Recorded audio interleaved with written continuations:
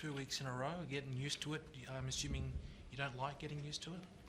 I don't want to get used to it too much, but I think it's great for us as a team to deal with those situations. I think, really similar to last week. The first half, the stats probably looked exactly the same. It was like 65-35% possession for long periods, and we made it pretty hard for ourselves. I thought we looked really tired in the first half because of that. We also had 3 games in 13 days, and defending 65% of possession in the first half just really put us under the pump. But some of our scramble efforts to just minimise the damage, I thought were outstanding. Kept us in the game, and at half time, I think it was awesome reference point to go back to last week and think about what we did there, and they did a great job in the second half. On one hand, is it as simple as getting more possession in the second half, or I look at the Brisbane game last week tonight, is the team learning things in defence and making adjustments on the run? Yeah, we had to make a few adjustments tonight. What we were doing with the ball in the first half was, how do I put it nicely? Shit house. But so we had to adjust that at half time, and I thought, the boys did a great job. Making those adjustments and then coming out in the second half and executing. Did you let them know at half time that it was house?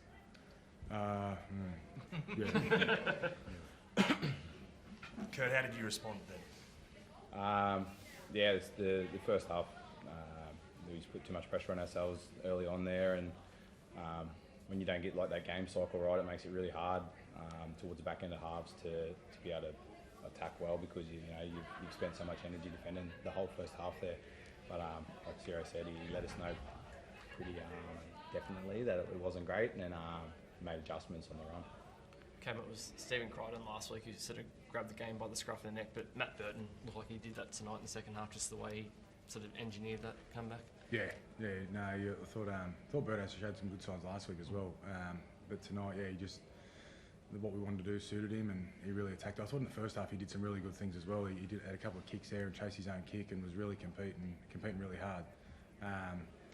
I thought he was brilliant, but I thought our bench as well did such a good job. We lost Daniel early. Lipoy came on, and I thought he was outstanding. He just the energy he brought onto the field, and then Bailey Haywood as well. He came on and sort of steered the ship as well during that period. So I thought they all did great. Cam, is it intentional for Burton not to go to that spiral bomb as much probably this year as he has done in the past? He went to it once tonight and it proved results, but is that intentional?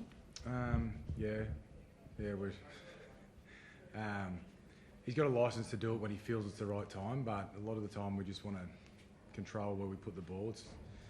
He kicks that torpedo bomb great, but it's hard to control where it goes, and last year probably 80% of the times we did it, we didn't get a result out of it. So he's got it up his sleeve for when he needs it, and he's got the licence there. He's starting to understand the flow of the game and the momentum of the game really well, and tonight he realised that was the time when we needed it, and it was on, and he did a great job with it.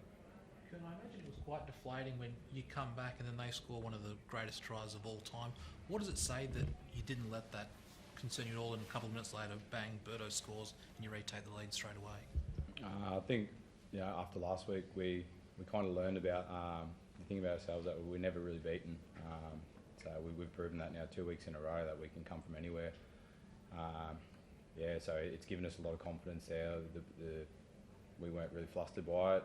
We knew if we stuck to the process, then we'd probably come away with the result. Sarah, there are apparently a lot of people talking that Stephen Crichton, I don't know if he was placed on report, he was penalised for a high shot tonight. Any concerns as an Origin team getting picked on Monday? Any worries that he might be charged tomorrow? No. I wouldn't think so. Judging by your faces, I don't think you think so. No. Cam, do you expect to lose many to Origin? I mean, the man sitting next to you has been mentioned as well. And you've also got, some back row depth issues as well. How do you think the next couple of weeks is going to go? I hope I'm losing a few to Origin. Critters, he's probably definite, and then Kurt, I think, deserves to be there. He's done a great job, and there's a couple others that have put their hands up and been mentioned. And I hope they get to play in that arena, because I know they'll come back better players for us and better for the experience.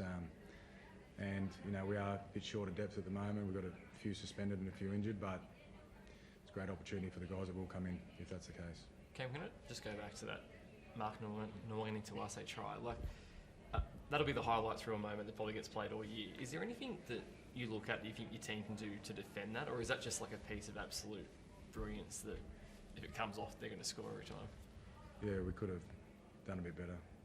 Yeah, I'll have to have a look at how, but yeah, he probably had a bit too much time there to size it up and get it done. So we had a couple of chances to stop him there, didn't do it, but credit to him, that was a freaky try, and he's did awesome. Sorry, just how's Daniel? Yeah, Daniel's actually really good.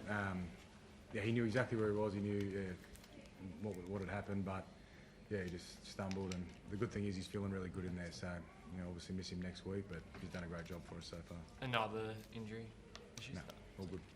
Cheers. Thank you. Thanks.